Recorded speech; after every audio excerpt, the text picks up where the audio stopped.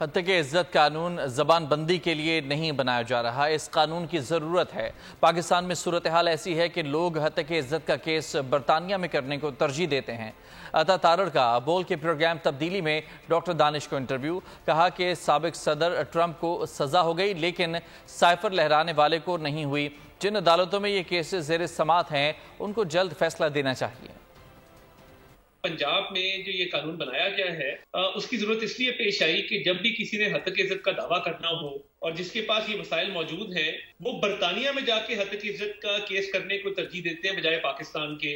इधर ट्रंप को सजा हो गई, उधर लंदन राइट्स वालों को सजा हो गई, तो हमें यहाँ पे क्या अमर माने है कि एक शख्स साइफर भी लहराता है, वो तोशा खाना की घड़ियां भी चोरी करता है, वो 9 मई के हमले भी करवाता है, मगर सिस्टम ऐसा है कि किसी को सजा नहीं हो पाती। तो हम तो कब से इस पर आवाज उठा रहे हैं कि जिन अदालतों में ये मुकदमा जेरे इल्तवा है और जेरे समात है, उनको चाहिए कि इस पे जल्दी एक्शन करें। सब्सक्राइब करें और बेल दबाएं ताकि कोई खबर रह न जाए।